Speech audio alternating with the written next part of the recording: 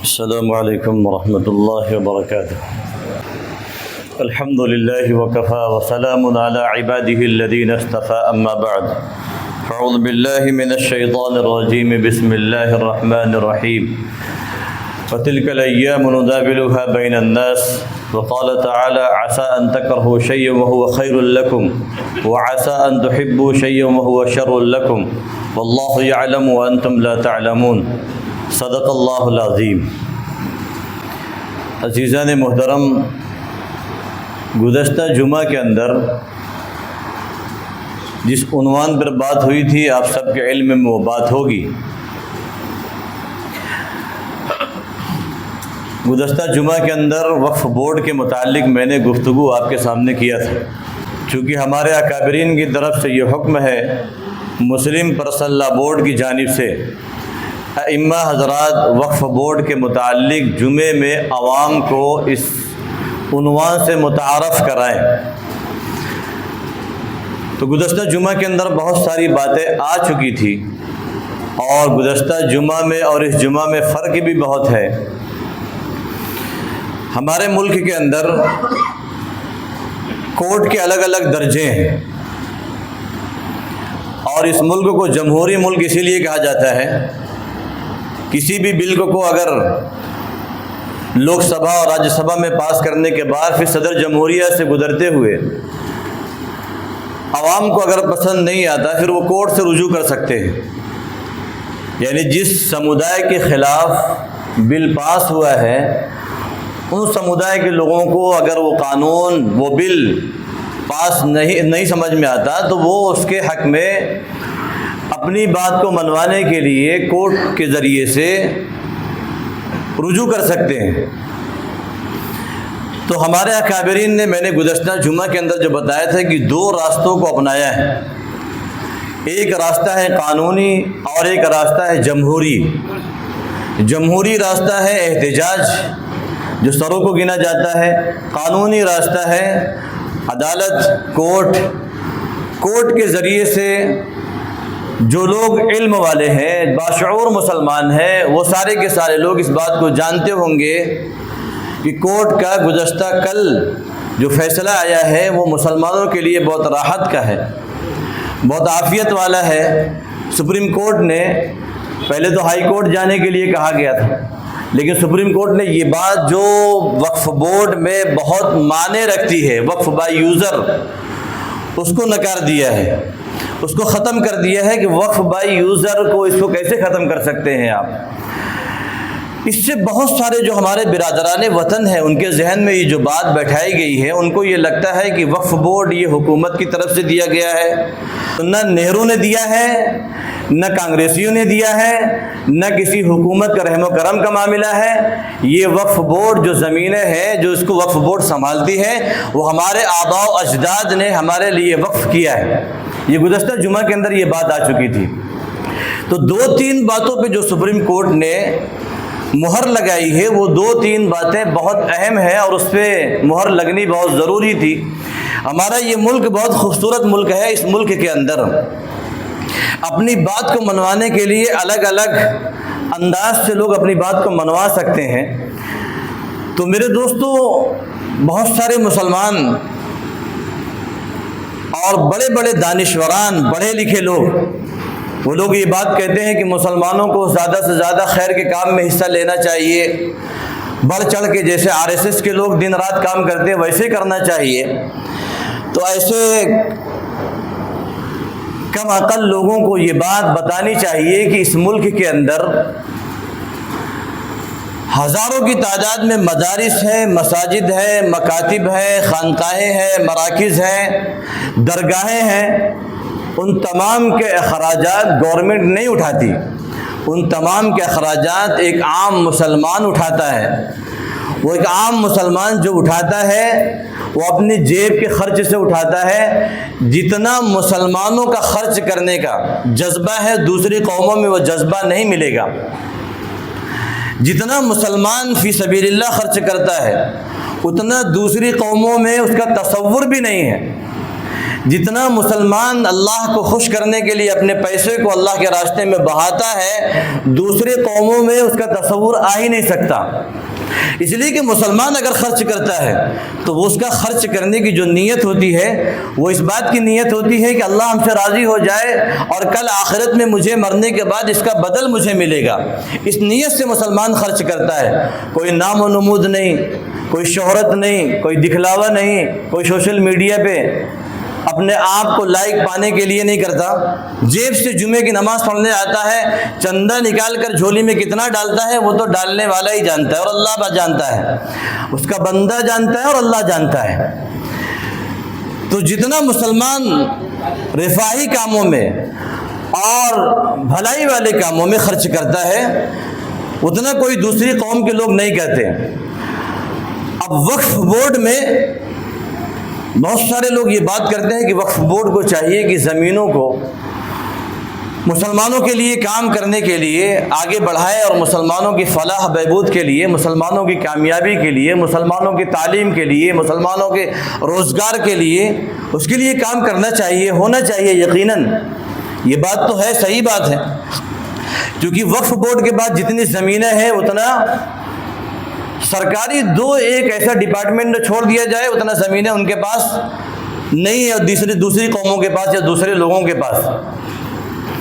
لیکن چونکہ صحیح استعمال نہ ہونے کی وجہ سے یہ بات تو بالکل صحیح ہے کہ مسلمانوں نے وقف بورڈ میں بہت خرد برد کیا ہے، اور اللہ کا نظام یہ ہے جب مسلمان کسی بھی معاملے میں خرد برد بہت زیادہ کرتے ہیں تو اللہ کی طرف سے پکڑ آتی ہے، آزمائشیں آتی ہے، اللہ کی طرف سے تنبیہ آتی ہے، اللہ تعالیٰ کی طرف سے جھجھوڑا جاتا ہے۔ تو گویا کہ مسلمانوں کو ایک مرتبہ اللہ تعالیٰ نے پکڑ کے جھجھوڑا ہے، کیونکہ جو زمینیں وقف کی گئی ہے اور اللہ کے لیے، اور جو چیزیں اللہ کے لیے ہیں اللہ ہی اس کا محافظ ہوتا ہے اور اللہ ہی اس کی حفاظت کرتا ہے۔ قرآن ہے اللہ کے، اللہ اس کی حفاظت کرنے والا ہے۔ صاف صاف اللہ تعالیٰ نے کہا انا نحن نزلنا الذکر وانا لہ لحافظون، قرآن کو ہم نے نازل کیا ہے اور ہم ہی اس کی حفاظت کرنے والے ہیں۔ خانہ کعبہ ہے، اس کی حفاظت کرنے والے اللہ تعالیٰ ہے۔ ایک موقع پر آپ سب کو یاد ہوگا ابرہا بڑا لشکر لے کر دندناتا ہوا اس بات کے لیے آمادہ ہو گیا تھا کہ آج میں خانہ کعبہ کو گرا دوں گا، اس کو ڈھا دوں گا۔ بہت مشہور و معروف واقعہ ہے، آقا صلی اللہ علیہ وسلم کی پیدائش سے پہلے کا واقعہ ہے، جس کو ابابیل کا واقعہ کہا جاتا ہے، اصحاب فیل کا واقعہ کہا جاتا ہے۔ تو اصحاب فیل ہاتھی والے کون تھے؟ ابرہا کا لشکر تھا۔ عبد المطلب جو آپ صلی اللہ علیہ وسلم کے دادا تھے، انہوں نے جو خانہ کعبہ کے متولی بھی تھے، خانہ کعبہ کی دیکھ بھال کرنے، گویا کہ وہ ٹرسٹی تھے، ذمہ دار تھے خانہ کعبہ کے۔ جب ابرہا کا لشکر خانہ کعبہ سے پہلے پہنچا ہے، انہوں نے اس کے پاس جا کر کہا کہ میرے اونٹ کو مجھے دے دو، میرا اونٹ تمہارے قبضے میں ہے، یہاں چل رہا تھا، تمہارے لشکروں نے، تمہارے سپہ سالاروں نے، تمہارے فوجیوں نے اس کو اپنے انڈر میں لے لیا ہے، لہذا اس کو چھوڑ دو۔ تو ابرہا ہنسنے لگا، خانہ کعبہ کے تم ٹرسٹی ہو، ذمہ دار ہو، متولی ہو، تمہیں اس بات کی فکر نہیں ہے کہ اپنے خانہ کعبہ کو بچاؤ، کعبہ کو بچاؤ، تمہیں اپنے اونٹ کے، اپنے جان و مال کی فکر ہے۔ اس وقت میں جو انہوں نے جواب دیا اور تاریخ میں لکھا ہوا ہے، عبد المطلب نے کہا جس کو ڈھانے کے لیے تم لوگ آئے ہو، جس کو گرانے کے لیے، وہ اللہ کا گھر ہے، اور جس کا گھر ہے وہ ہی خود حفاظت کرے گا، میری ذمہ داری نہیں ہے۔ میری ذمہ داری جو میری چیز ہے وہ مانگنے میں آیا ہوں، مجھے میری چیز دے دو۔ اور آپ سب جانتے پھر اس کے بعد ہوا کیا؟ اللہ تعالیٰ ایک چھوٹی سی مخلوق کے ذریعے سے اپنے گھر کی حفاظت کیا۔ وہ جو دندناتا ہوا بڑا لشکر آیا تھا، ہاتھیوں والا، عرب کے لوگ تو ہاتھی دیکھے بھی نہیں تھے، تو اونٹ کو جانتے تھے۔ ہمارے ملک کے اندر سلطان محمود غزنوی رحمۃ اللہ علیہ جب اس ملک میں آئے تو یہاں کے راجاؤں مہاراجا کی تاریخ رہی ہے کہ وہ لوگ گھوڑوں پہ سواری نہیں کرتے تھے، وہ ہاتھیوں پہ سواری کرتے تھے۔ آج بھی بہت سارے علاقے کے اندر آپ کو ہاتھیاں ملیں گی۔ انہوں نے، یہاں کے لوگوں نے سلطان محمود غزنوی رحمۃ اللہ علیہ کو ہاتھی پیش کیا کہ حضور اس سے آپ چلا کریں، یہ سواری بہت اچھی ہے۔ انہوں نے جو جملہ کہا تھا وہ جملہ یاد کرنے کے لائق ہے۔ انہوں نے کہا تھا کہ جس سواری کی لگام ہاتھ میں نہ ہو اس پہ ہم سواری نہیں کرتے۔ ہاتھی میں لگام ہوتی ہے، وہ تو جو اس پہ بیٹھا کچوان سے چلاتا ہے، وہ کچنی رہتی ہے، اس کے ذریعے سے ہاتھی کو دائیں بائیں کرتا ہے۔ تو اللہ تعالیٰ نے اس ہاتھیوں کو بڑے بڑے جو نشو نما والے جانور تھے، ایک چھوٹے سے پرندے کے ذریعے سے اپنے گھر کی حفاظت کی۔ تو جو اللہ کی ملکیت میں جو چیزیں آ جاتی ہیں اللہ اس کی حفاظت کرتا ہے۔ وقف کی ہوئی زمینیں یہ اللہ کے لیے تھی اور اللہ حفاظت کے لیے انشاءاللہ اس کے کچھ نہ کچھ اسباب بنائے گا۔ ہاں اب جو لوگ چور ہے، اچکے ہے، ڈاکو ہے، بدنیت ہے، ان کو اپنی نیت درست کرنے کی ضرورت ہے کہ اپنی نیت کو درست کرتے ہوئے جس مقصد کے لیے اور جس کام کے لیے وقف کی گئی تھی زمینیں اس کام میں استعمال میں لے کے آئے۔ لیکن چونکہ یہ بھی ایک سچ ہے، وقف کی زمینوں پہ زیادہ تر سرکار کا قبضہ ہے، زیادہ تر ان لوگوں کا قبضہ ہے جو مالدار ہے، اثر رسوخ والے ہیں، سیاست میں بہت زیادہ ان کا عروج ہے، ان لوگوں کا قبضہ ہے۔ تو وقف بورڈ اپنی زمینوں کو حاصل کرنے میں وہ کامیابی حاصل نہیں کر پا رہا ہے جو کامیابی ان کو ملنی چاہیے۔ اس لیے حکومت نے اپنی نیت کو خراب کرتے ہوئے انہوں نے اس بل کو لے کے آئے تھے اور وقف بائی یوزر کو ختم کر کے اس کو ڈی ایم کے ہاتھ میں دے دیا تھا، کلیکٹر کے ہاتھ میں دے دیا تھا کہ کلیکٹر جو فیصلہ کرے گا وہ کرے گا۔ اب بعض بیچارے بھولے بھالے مسلمان وہ یہ کہتے ہیں کہ اس سے ہمیں کیا فائدہ؟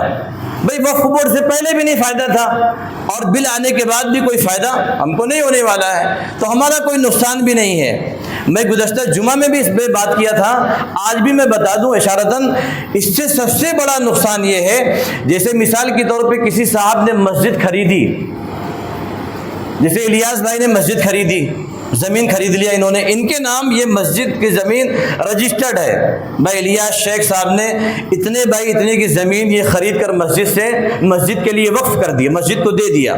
اب ان کے نام پہ رجسٹرڈ ہے وہ زمین، مالک یہ ہے، حکومت تو کچھ نہیں کر سکتی، لیکن بہت ساری مسجدیں ایسی ہیں جن کا رجسٹرڈ ہونے کے باوجود الیاس صاحب نے خرید کے دیا تھا بھائی ٹرسٹ کو، ذمہ دار کو، بھائی یہ چلاؤ، لیکن اس کے بعد کیا کیا ٹرسٹیوں نے اس کو وقف میں اندراج کرا دیا، وقف میں لکھوا دیا، اس کا ریکارڈ پہ لایا۔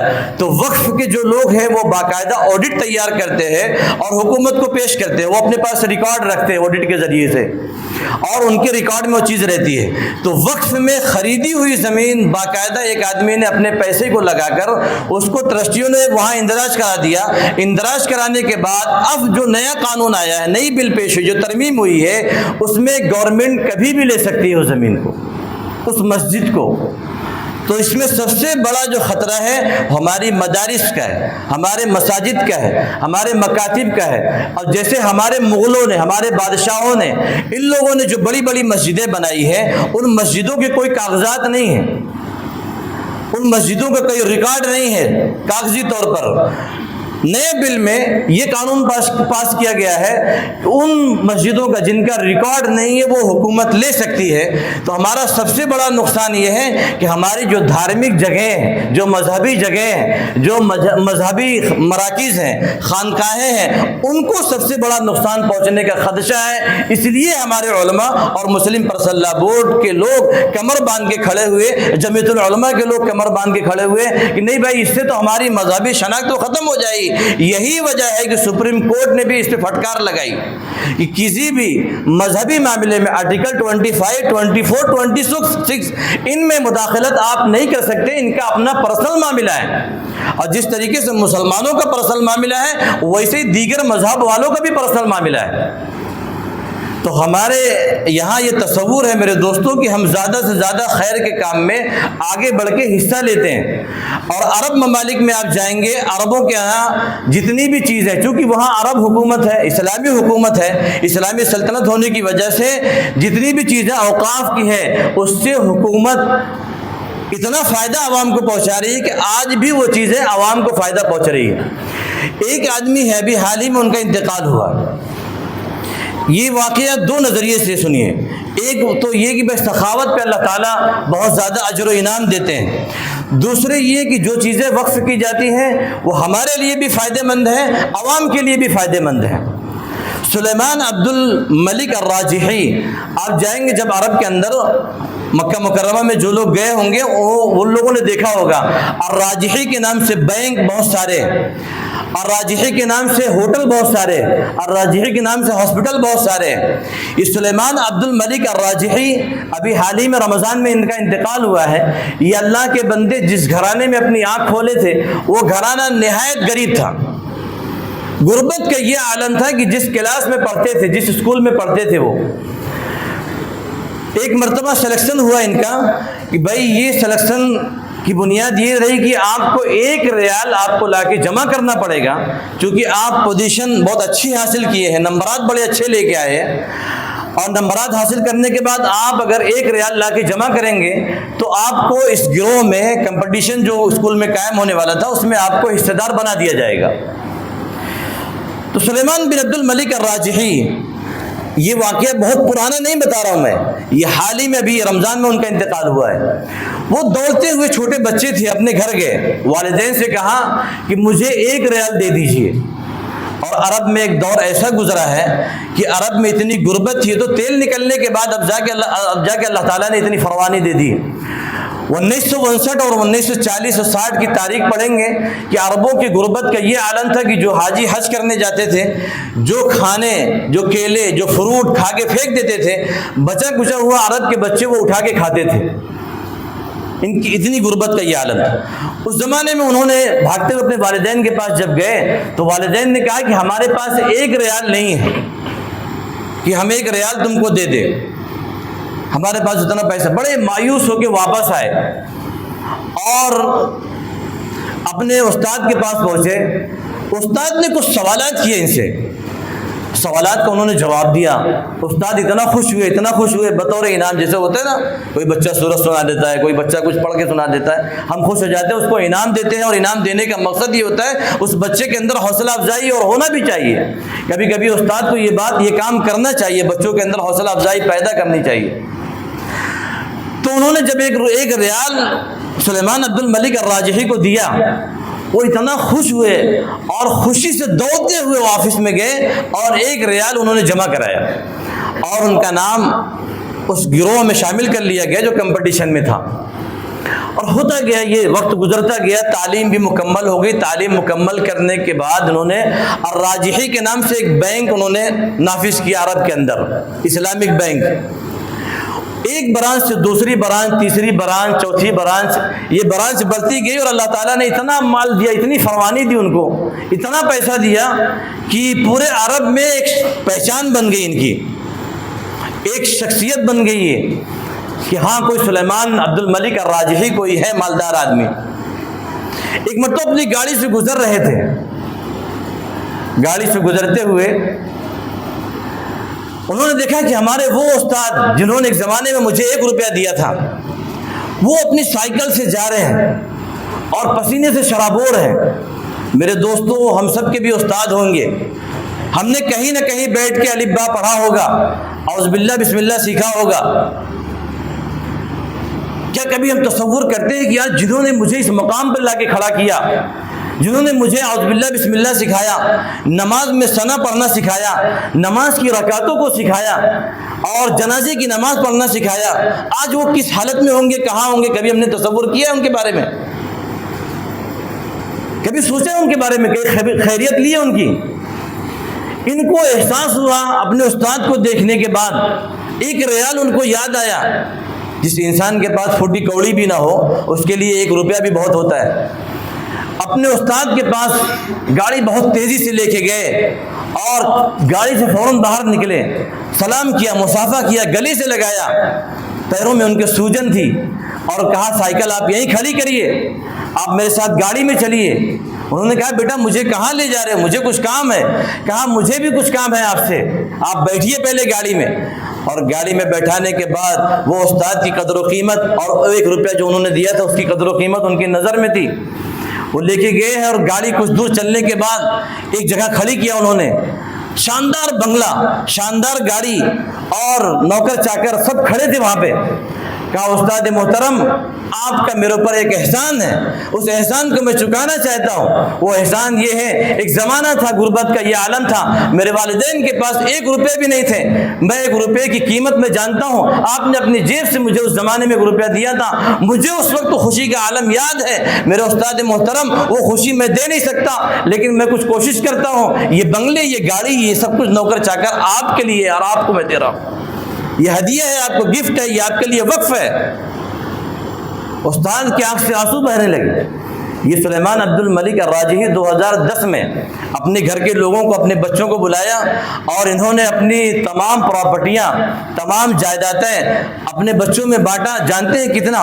10 लाख रियाल इन्होंने उसको बांट दिया और बांटने के बाद कहा जो कुछ बचा है अब ये तमाम की तमाम प्रॉपर्टियां, तमाम की तमाम पैसे, तमाम की तमाम ज़मीनात जो मेरे हक़ में, मेरे हिस्से में, मैं इसको वक्फ करता हूँ, मैं इसको अल्लाह के रास्ते में देता हूँ।